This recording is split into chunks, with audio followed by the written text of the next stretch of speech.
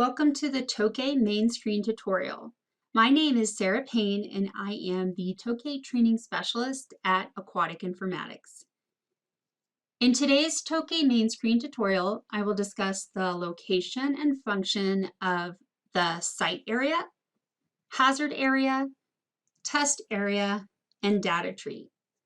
This is intended as a brief introduction to the TokaySQL main screen, and unfortunately we won't get a chance to cover everything in this video today, but stay tuned for future trainings, and if you have any questions, make sure you write them down and we can cover them in upcoming trainings. Let's get started by viewing the TokaySQL main screen. Before we begin, I'd like you to keep in mind the following. Tokay was designed to display as much data on one screen as possible. This allows entering and viewing data with minimal clicking and screen scrolling in the hopes of saving you, the user, some time. Grayed out and asterisk fields denote a field linked to your water billing software. You shouldn't make changes to these grayed out and asterisk fields because the changes will be overridden every time the link is run. Also, users can rename a majority of the field descriptions or titles by double-clicking on the field name like this.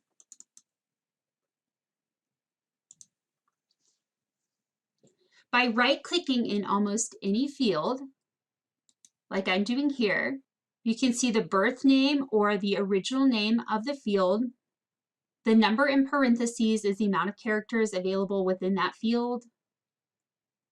You can find, sort, and filter, as well as display stats for all the data in a specific field across all records.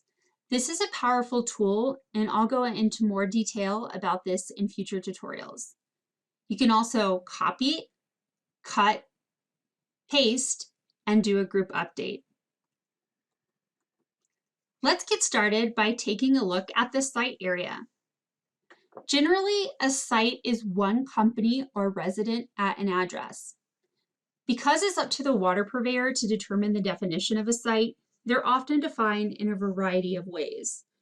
A site can be an address. It can also be a building, a shopping center with a group of stores, one store within a shopping center, a median strip, or even a park.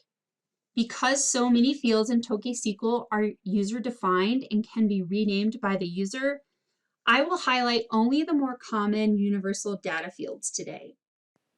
Let's break down this site area even more. We'll start by taking a look at the site information area. This is the site ID. It is a unique and permanent identifier for this site. This is the surveys button. Here's where you'd go to track surveys, but we'll go into more detail about this in separate trainings. This is the undo arrow. It allows you to undo at all levels, but keep in mind if you click on another level, it will automatically save your changes.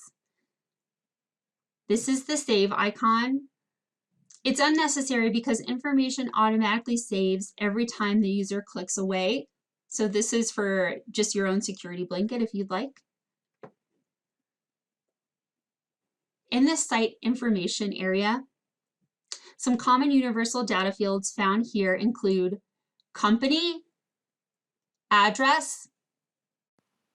This is a second address field for apartments or suite numbers. It also has a map feature that links to Google Maps. Here you'll find city, state, zip, phone number, email, fax, site type such as residential or commercial, site use such as hotel, dry cleaner, planting company, etc., and site notes.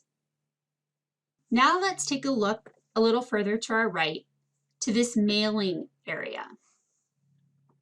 This is the mailing information area. If you have a data link, information in this area will come from your billing software. You can add as many additional contacts and addresses as you like here. By clicking on Address List, it displays a list of all the addresses associated with this site. And clicking back on Address Details shows you the details of that address. And you can scroll through each address using these blue round buttons with the yellow arrows inside. Use the green plus sign at the bottom here to add a new address and the red X to delete an address. Let's take a look at the Survey tab. Here you will find survey due dates, survey notice due dates, survey sent dates, and you can refresh sent dates and halt them by using these checkboxes. Let's move on to the Info tab. Here you will find last survey date, whether it passed or failed, last letter sent date and the letter type, last update date for this site, and the initials of the person who updated it.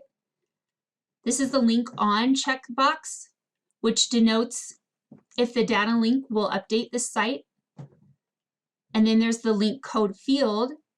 These codes are related to the data link, which we will go over in more detail during a separate training.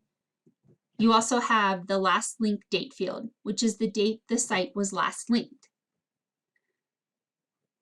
The last thing I want to cover at the site area is this extra button. By pressing it, a smaller extra screen comes up, and these are all user-defined fields that you can use for information related to the site. These are all common universal data fields found at the site level. Now I'd like to move to the hazard area. A hazard can be defined as a potential threat to the water system. It's a cross-connection or a potential cross-connection. A site can have no hazards, one hazard, or multiple hazards. Sites have a parent-to-child relationship with hazards, meaning one site or parent can have multiple hazards or children associated with it. However, a hazard or a child can only be associated with one site or parent. Let's start by taking a look along the top. This site or parent has 3 children or hazards. We are sitting on hazard 1 of the 3. This is a hazard ID number. It's unique and permanent and created each time a new hazard is created. You can use the green plus sign to add a new device and the red X to delete a device. The replace button is used to replace and add details of a new device. Duplicate button is used to create a new device using all the details of the record you're sitting on. Hazard details shows the details of each hazard, and hazard list displays a list of all the hazards associated with this site.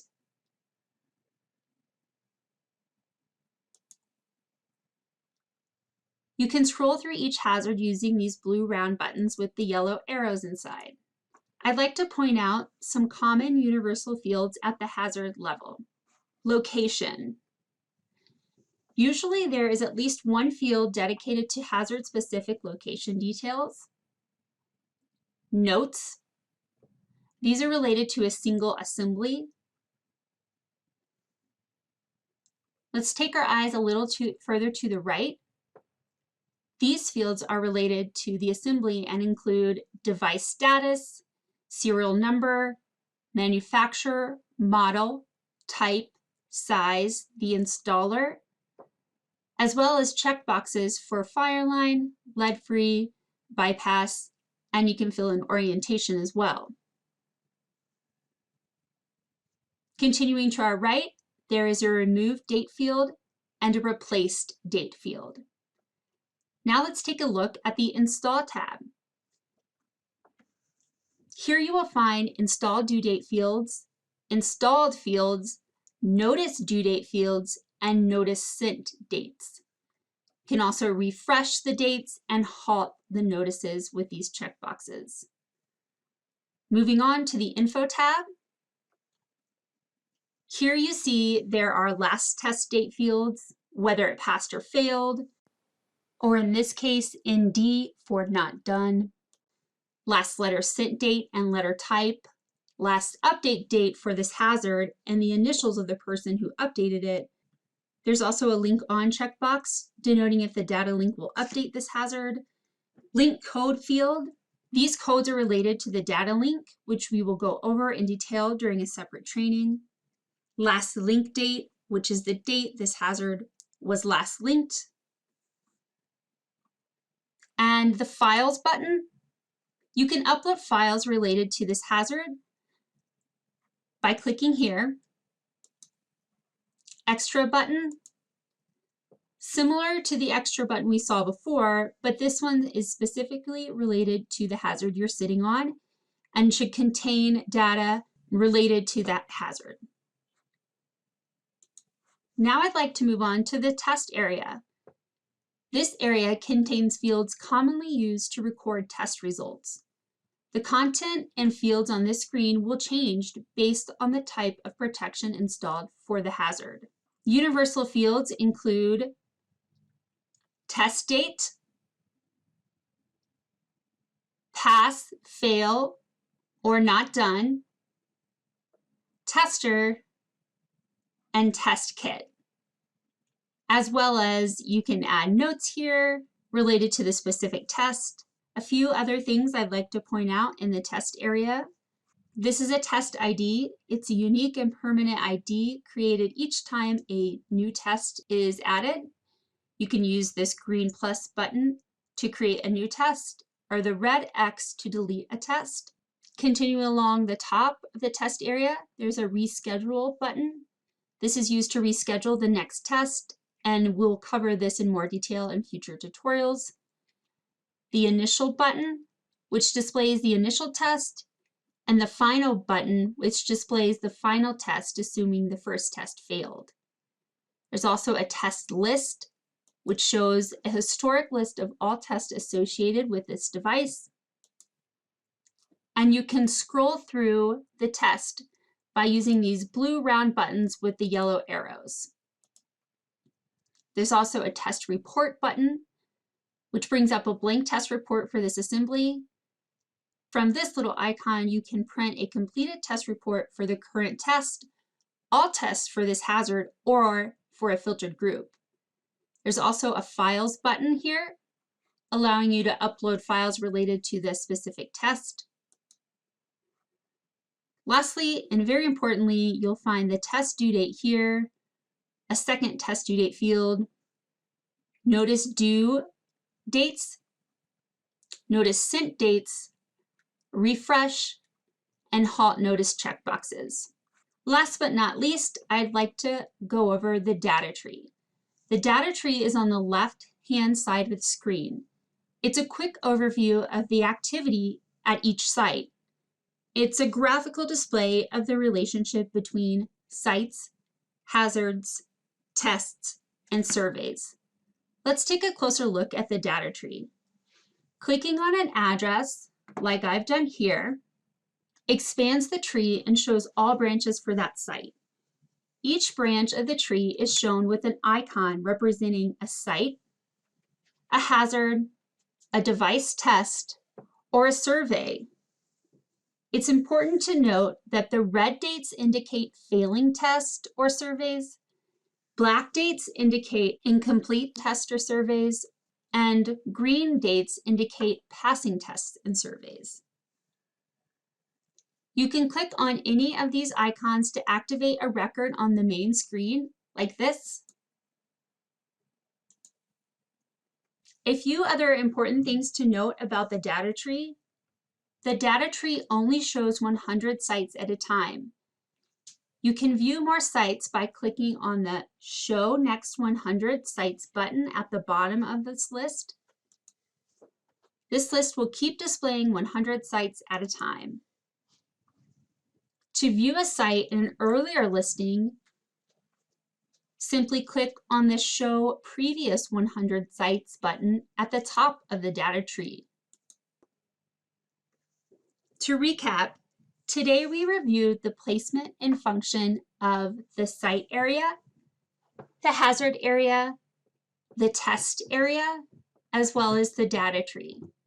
Stay tuned for future tutorials where we'll go into more detail about each of these areas and common tasks related to them.